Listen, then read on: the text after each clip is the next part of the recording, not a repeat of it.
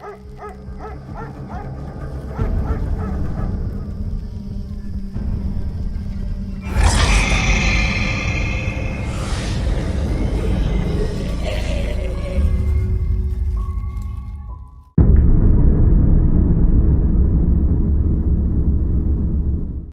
sudden blackout instantly spoiled my mood and turned a bright, cozy apartment into a dark, disgusting room. Oh, come on. I was outraged. I got up from the computer table and went to the kitchen for candles. A dim light lit up the kitchen, and barely setting the candle on the old lid of the jar, I stared out the window. The electricity was turned off, not only in our house. Almost our entire yard was plunged into impenetrable darkness. Only a few lampposts miraculously remained working, illuminating a section of road with dim bulbs at the entrance to the yard. This isn't the first time in the last week. I can't stand it anymore.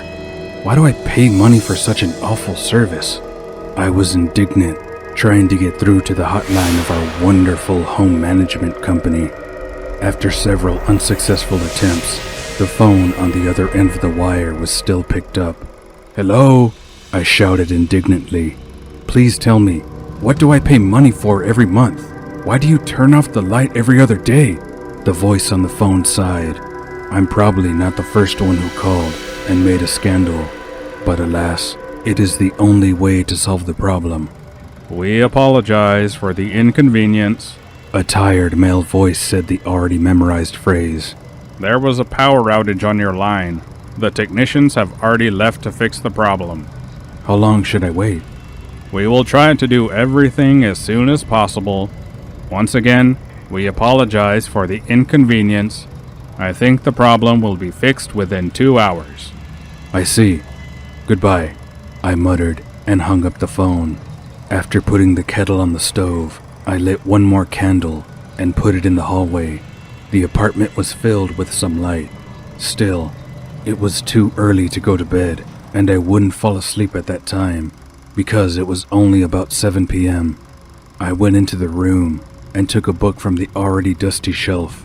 Sitting down at the table more comfortably, I plunged into reading. The electricity was turned on at about 11 p.m.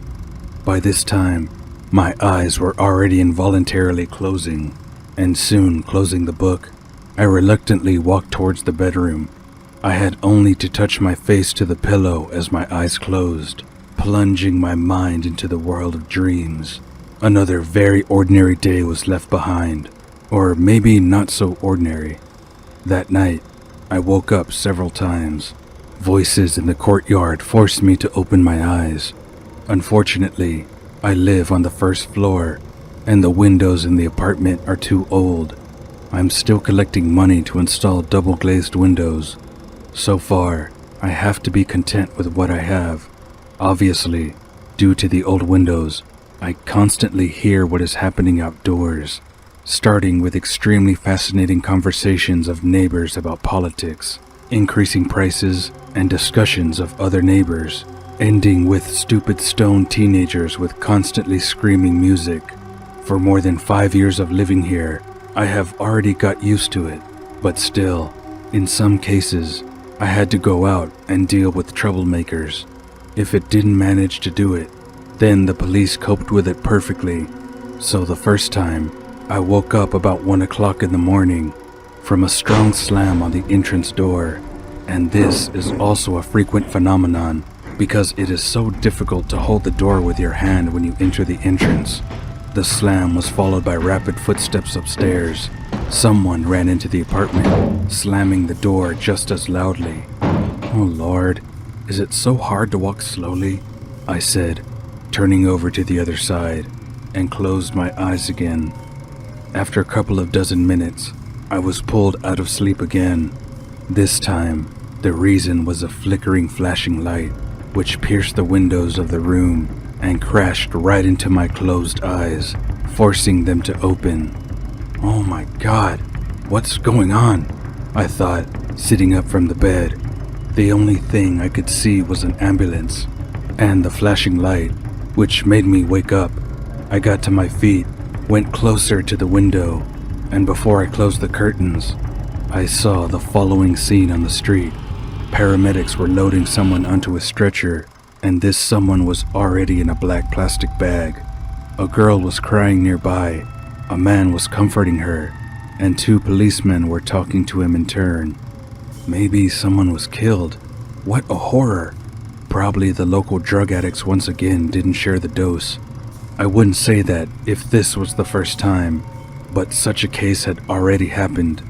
Alas, I live in the most ordinary residential area, and we have lots of narcotic garbage here. For example, one of my neighbors from the first entrance, every time I see him, he is either digging and looking for something, or he stands like a statue and admires the sky. Yeah, horrible. Yeah, sometimes it's even scary to pass by such people, because who knows what is going on in their sick heads. In any case, what happened at the entrance doesn't concern me.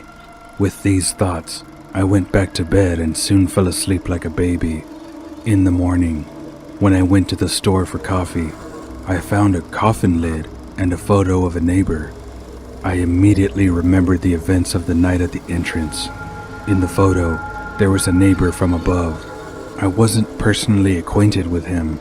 We greeted each other for the sake of decency, and that was all. It seems that he was a normal guy, a real hard worker, with a beautiful wife and 2 children. He left early. Apparently, someone helped him to go to heaven. It's a pity, of course, but this is life, and sometimes it presents quite bad surprises. The same morning, the police came to me. I just came from the store, and they were standing at the entrance. They went around the apartments, the residents of our entrance, and questioned everyone. Maybe someone saw something last night. I was also interviewed, but I didn't see anything except dreams, and the police are unlikely to be interested in this. But during the conversation, it turned out that the guy's body was found in the evening, around the time when the electricity was turned off. I tried to find out the details from the police and amuse my curiosity, but alas, no one told me anything. Someone killed the man. That was the only information. Probably they didn't know anything yet. The day flew by very quickly. I didn't notice how it began to get dark, and about 8 p.m., the lights were turned off again. Oh, for God's sake, again? The apartment was plunged into darkness. Only the black branches of trees dangled frighteningly outside the window, drawing not the most pleasant pictures in my head. So I went to the kitchen as quickly as possible for candles. Fortunately, I didn't have time to hide them far away. Once again, I tried to call the house management for half an hour, but no one picked up the phone. And when the last time I heard short beeps on the phone, the doorbell rang. That's strange. I wasn't waiting for anyone, I thought as I went to the door. I looked through the peephole and saw nothing but darkness. Who's there? There was no answer to my question. I had just moved away from the door when the bell rang. I clung to the door and listened. Alas, my door is as old and rotten as the windows. There was someone at the entrance. I heard slow footsteps outside the door. They echoed a little in the staircase. A few seconds later, the bell rang at the neighbor's door, and soon the rattle of a key in the keyhole was heard. Maybe someone in the dark chose the wrong door. That's really too dark there. This thought disappeared as quickly as it appeared, because after my neighbor opened the door, there was a strong slam of the door, and quick steps were heard from the apartment. And I swear, there was a feeling that someone was naturally running along the wall in the next apartment. Less than a couple of minutes later, I again heard footsteps in the entrance, followed by the ear-piercing creak of the entrance door. I quickly stepped into the kitchen and stared out the window. My eyes were already getting used to the darkness a little, and I managed to make out who had left our entrance. It was an elderly woman, dressed in a long nightgown, or something like that. I quickly extinguished the candle so as not to give myself away. Loose, as it seemed to me, Dirty hair hung randomly from her shoulders, half covering her face, which I never saw. The woman walked away from the entrance and, slowly turning around, wandered towards the first entrance, and once again turning around, she looked, as it seemed to me, straight into my eyes. I quickly ducked down and hid under the windowsill. Her gaze made me feel uneasy. There was something wrong with her. The silhouette in the nightgown has just disappeared, and after about half an hour, the light bulbs lit up again throughout the apartment. It was like I got into another world, honestly. I was pretty scared of that old lady, even though I tried to prove to myself that she could be just a woman who may have come to a neighbor for something, or just to drink tea on a visit. Still, I couldn't forget that gaze of hers when she left. She seemed to know that I was watching her. I have never experienced such a strange feeling in my life. Maybe it's just an accident. Maybe she was just looking in my direction, and I thought she looked at me. I amused myself by drinking the already cooled tea in the kitchen, and yet, the next few hours at the computer didn't make me forget, but at least made me not think about what I saw, continue to live an ordinary life, and not fill my head with all sorts of nonsense. The darkness has an extremely negative effect on my imagination. By 12 o'clock at night, I was already lying in bed and slowly falling asleep. The next morning was far from being good. I was awakened by an insistent knock on the door. I didn't even open my eyes and staggered into the corridor, clinging to the peephole and seeing the people in uniform again. I opened the door. Good morning. One of the policemen said politely. Well, not so good, I muttered with displeasure. Did you hear or see anything suspicious in the entrance yesterday after about 8 p.m.? Maybe someone was fighting? Suddenly, the second policeman asked. Did something happen? I answered the question with a question. Yes, a man's body was found in a neighboring apartment. According to other residents, it was confirmed that this is the owner of the apartment. Are you serious? Making a surprised face, I instantly remembered the evening calls, first to my door and then to his door. I saw something yesterday. Come in. Let's not stand in the entrance. The guys thanked me and entered the apartment. After putting the kettle on, I told them that I had seen a strange old woman, that at first she rang my doorbell, but I didn't open it. Then she went to the neighbor. When he opened the door, there were some rustling sounds behind the wall and quick steps around the apartment. It lasted for 2 to 3 minutes, and the guests left the entrance. Have you seen her? Can you identify her? It was too dark. There was a power outage in the evening. I remember that she was wearing a white nightgown and was disheveled, as if she had just woken up. I couldn't see her face. It was covered with her hair. Well, thank you. You've helped us a lot. The officers quickly took their papers and left the apartment, and I, having done some morning procedures, got ready and went to the house management company to arrange a scandal about the blackout. The house management didn't really tell me anything. They just shrugged their shoulders, explaining the constant failures in electricity by the fact that someone intentionally damages the wires. As it turned out, it wasn't their fault, and having arrived there to make a scandal, I just wasted my time. It's strange. Who needs it? Deliberately spoiling the wires and turning off the light? Maybe some kind of robbers or thieves. But even these assumptions involuntarily interrupted thoughts about the same old woman and about the second death in our entrance. It seemed to me that this is all somehow connected with each other. But how?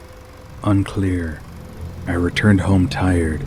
There were no police, but the children were running around the yard as always, and the old women at the first entrance were anxiously discussing something. Hello. I greeted them with a fake smile, and silence followed in response. Damn, it is really difficult for you to open your old mouth and say hello in response, I thought as I passed by.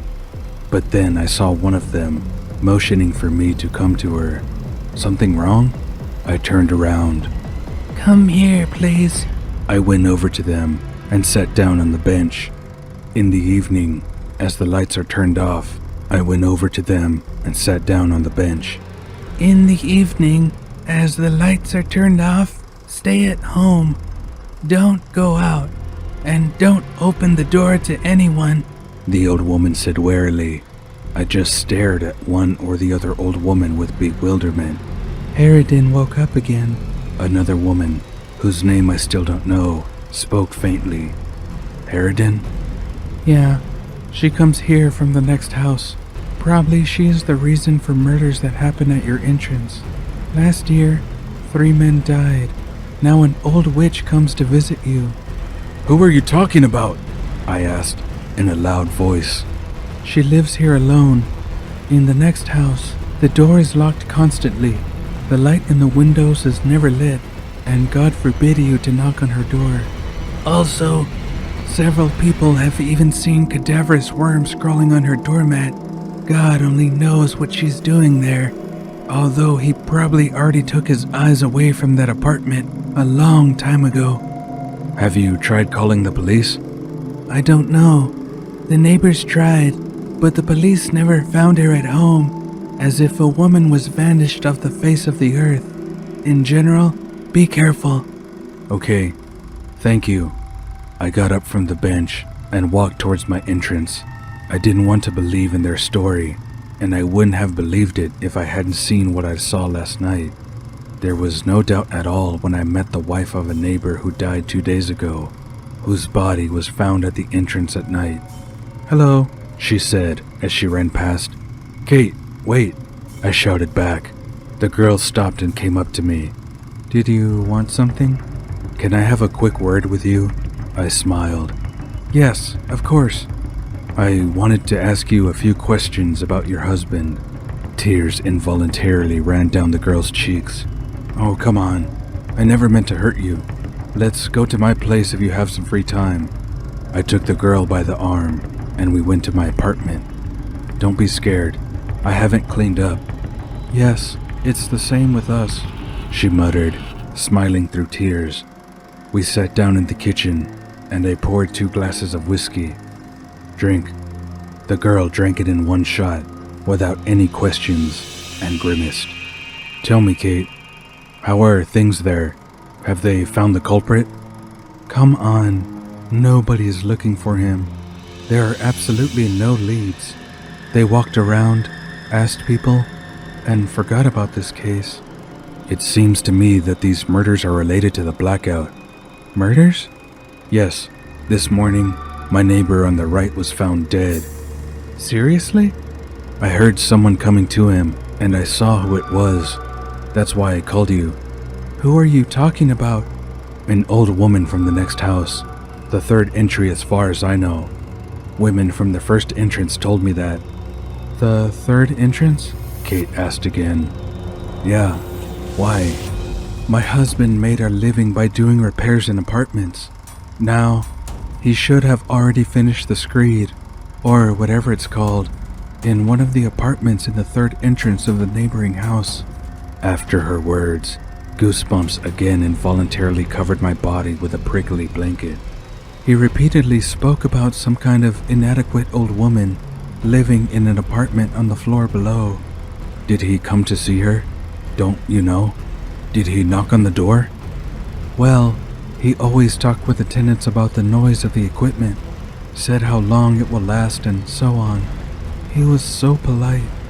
Everything fell into place. A logical chain was built in my head, and a terrible realization gave rise to a mountain of questions, the answers to which I haven't yet found. We had another drink, and Kate left. Darkness gradually descended on our yard, turning on the lights in the apartments of the neighboring and our house. The washing machine stopped humming, hinting to me that I need to hang the laundry out to dry outdoors. Since I don't have a balcony, I had to put everything in a basin, get dressed, and go outside. I was standing, hanging out the laundry, and suddenly, the yard was plunged into impenetrable darkness. In an instant, the lights in all the windows went out. The light bulbs at the entrances and lampposts on the street also stopped shining. I felt uneasy. As I said, I can't stand the dark.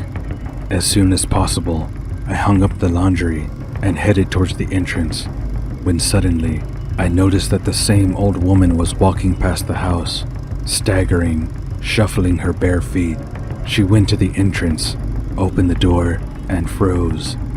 Suddenly, she turned her head in my direction and quite quickly began to approach me. Dropping the empty basin, I wanted to run away, but my body didn't obey me. I never believed in the stories that the body shackles from fear, that you can't move at all, but now my doubts have been dispelled, and I have personally felt this myself.